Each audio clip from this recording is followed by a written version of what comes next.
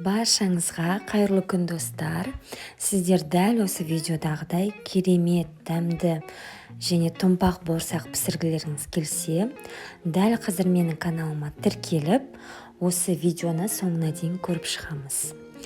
Осындай үлкен ыдысты алып, ұнымызды саламыз, дәл ортасын ашып, жылы сүтімізді құямыз. Достар, мен бұл бауырсақты өзгеше рецептпен жасап көрдім. Дәл осы видеодағыдай жасасаңыздар, сіздерден керемет бауырсақ шығады. Үстіне бөлме температурасындағы еріген сары майымызды саламыз. Шекеріміз бен тұзымызды салып, кішкене араластырамыз қамырымызды.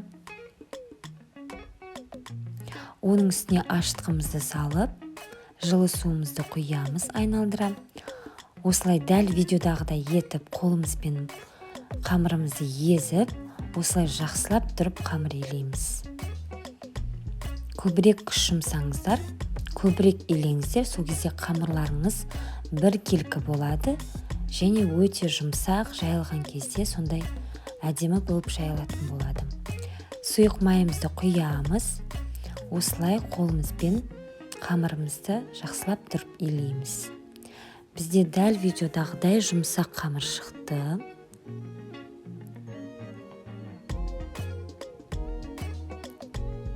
Енді осы қамырымыздың бетін жауып, кемінде 1-1,5 сағатқа жылы жерге қойып қоямыз.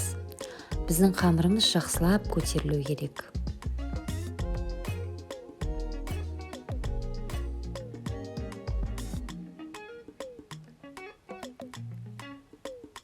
Қамырымыз 1,5 сағатта осындай көтеріліп шықты.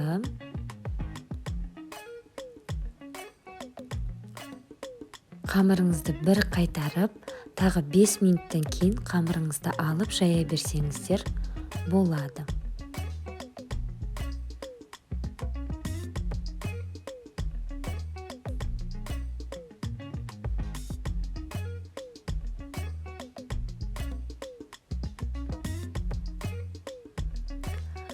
Менде осындай мата болғандықтан, үстіне осындай пищевая пленканы салып, төсеп, үстіне қамырды жайдым.